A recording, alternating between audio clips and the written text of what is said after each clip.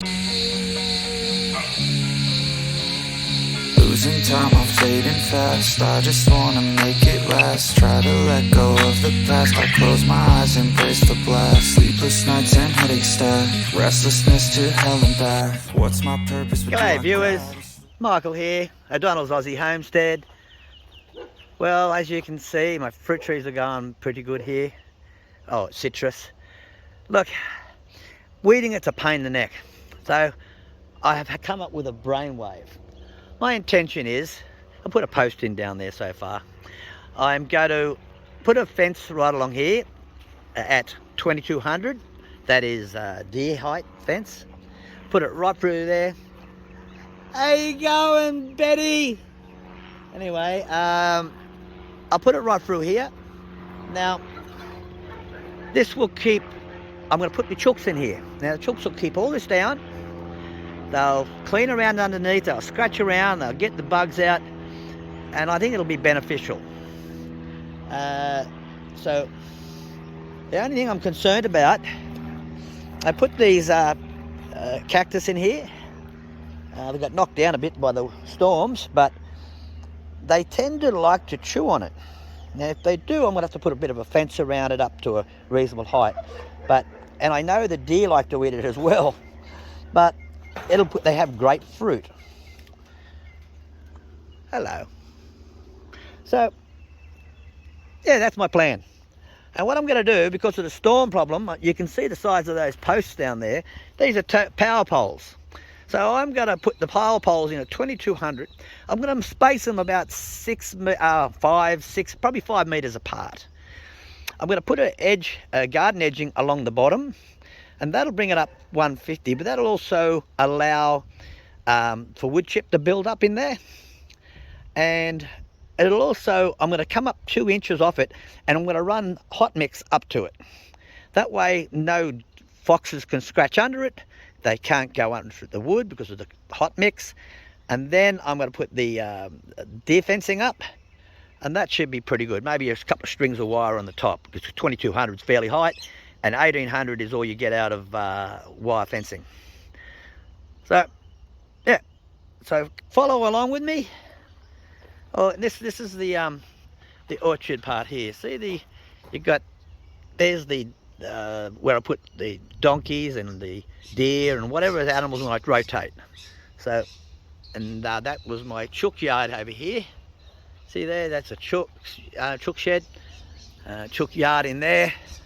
So if I put them over in here, they're going to have a really good time. And I'll probably be able to run twice as many chooks without having to worry about even feeding them.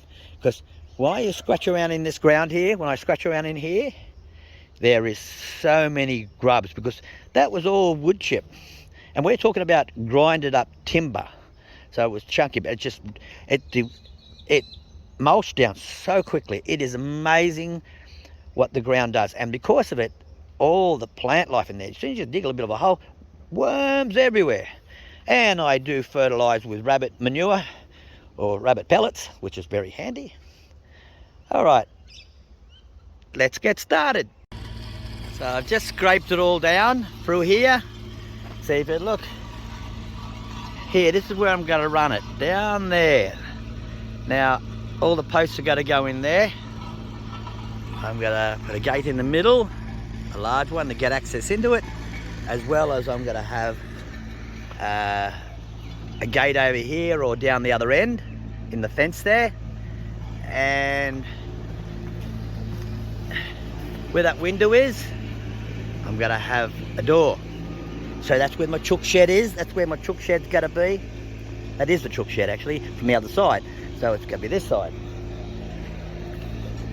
Yep. I just scraped it all down, cleaned everything away, as you see there. There my logs to go in. Yes, they're big bastards. Oops, excuse the language. They're big fellas. And I put one at the end there so you can see it. 2.2 metres high. Lovely. That way all these weeds will be lovely and chewy food.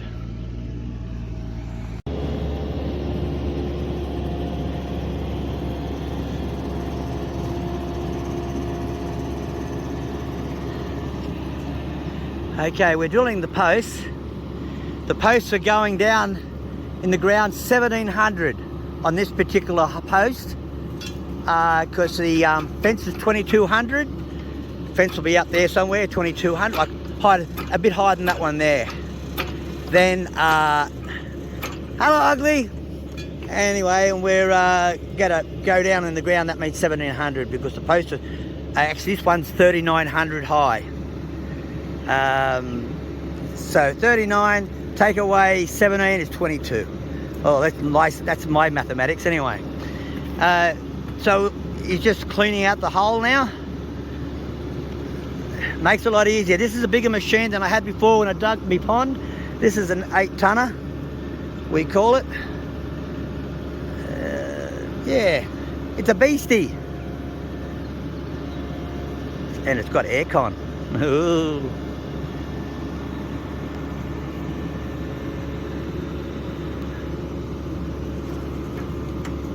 Move over a bit further and do it. I don't want it on my fence line.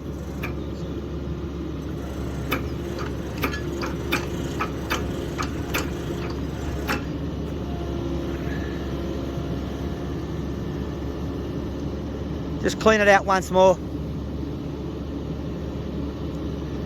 Theoretically, I should be able to drop the post straight in the hole.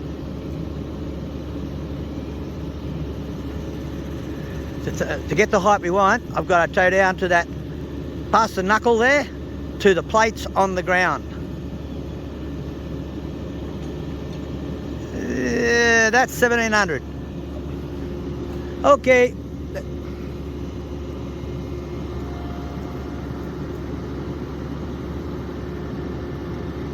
Now we got to drop a post in the hole. I've got a string line there. I made a mark right along there in blue. That's the center of the post.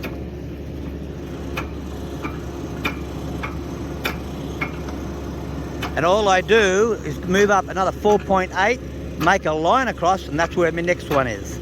Same again till I put a gate in. By using the center line. Because posts all vary in thickness, you know. It will be a little bit in and out because posts are a little bit thick and not whatever. But this way the posts are all in line.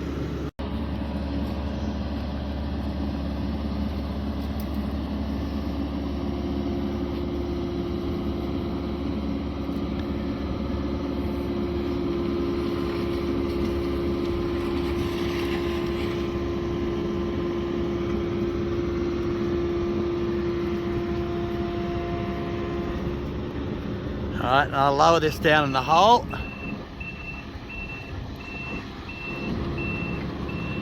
I'm supposed to be helping him, but making it hard for him to do that.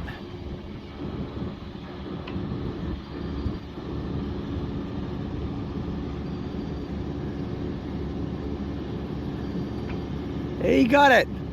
What a good little operator. Now, you've got to lean it. Now I'm going to unhook this.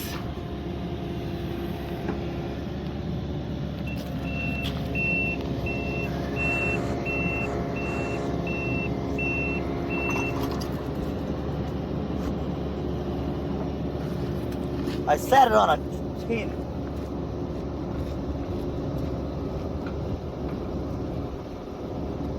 I think it might be low. Actually, thinking about it now, it's supposed to be 2200 from, say, on the other side there. This is the ground floor. Let's check. Where's the tape? You really need it to be 22. Yeah. We wanted to put about there 22. Oh well, that's 22 there. That's fine. That's 24 from out here. 23 from out here.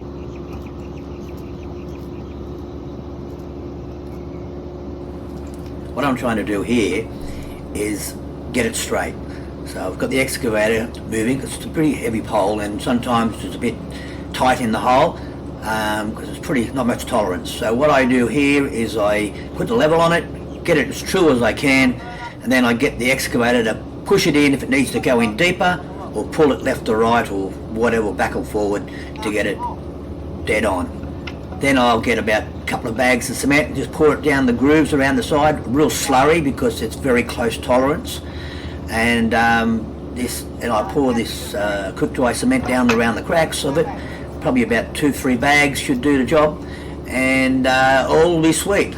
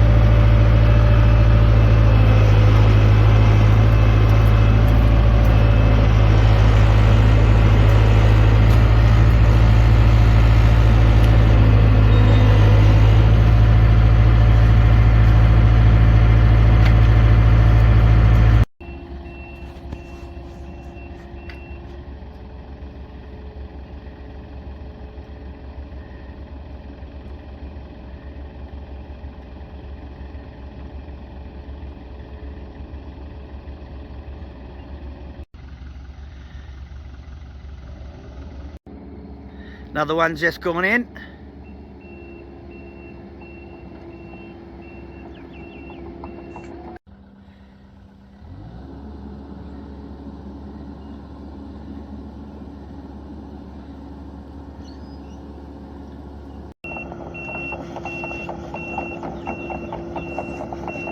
Another one.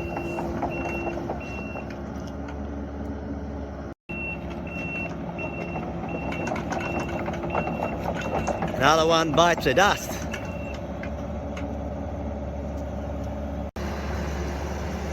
Rightio. Pretty well done this one.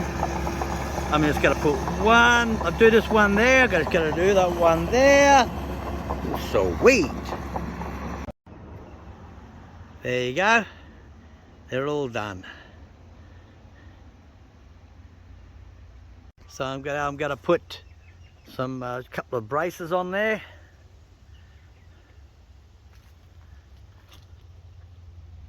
And we'll see what that looks like. So put an angle brace in there and there and down the bottom. The idea is I'm having a gate in the middle there, so I've got to pull on this one to this one. I'm just making sure that it's got to be supported. Bit of overkill, but hey, I'm sick and tired of finding it down the river. What I've done here, I pulled the wire around here, put these 3 braces on, and put a brace in here. Because I'll support, this will be all this here will be braced on over this gateway here. There's a gateway, and I'll put some braces on there, and this will tighten up the fence, stop the fence from bowing in. Now I'm fastening up the wire along the hole that far side, and I'm clipping it up the top onto a strand of wire at the top, and I'll put several strands across it in the middle, at the bottom and the top, so that, and 2 more above that to make sure I get the height I want, so the deer, if I ever put them in there, can't get out.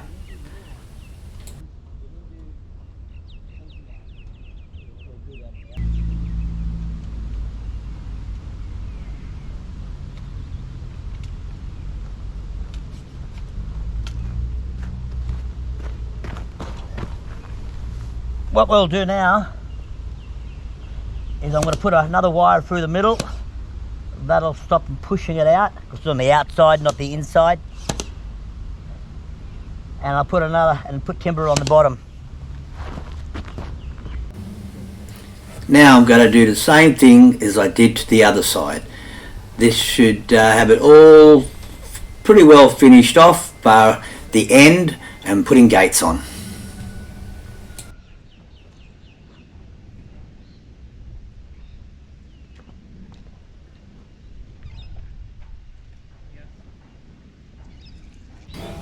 So you can see here I've put the timber along the bottom.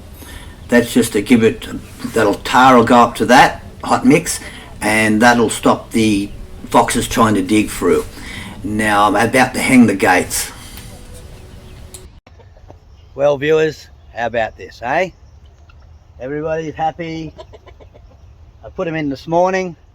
They hung around here, and I brought them all down the bottom later on in the day. They having a great time. Look at that. That's one big long chicken coop.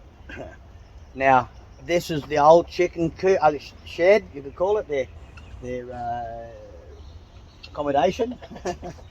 I just cut a hole in the wall this side, put a gate on it so I can close it up at night. I just closed the other side door where it's meant to come through. I don't know if you can spot it here, but there is a door on the other side, you could imagine. So, yeah, pretty good, eh? I've got a bit of rubbish in here still, haven't taken out, because I don't know where else to put it at the moment. I'll use it up first. But they're going to be very happy little chookies, and duckies, and goosies, and turkeys. So viewers, hope you liked it. Catch you next time. This little job's over and done with. Bye. I hope you catch what I missed it. The idea is, see how thin it's getting now? Turkeys are eating and ducks are eating all the crap. So you can see them picking at the crap. There's a turkey over there. What's she gotta do? What's she gotta do? What's she gotta do? The turkey was just eating. Turkey was just eating the crap. Chooks, you see that? They're all pecking at it. Eventually I'll end up with no rubbish in there, hopefully. That's the goal. Even now it's looking cleaner. See, there you go. That. Catch you next time. Hope you liked it.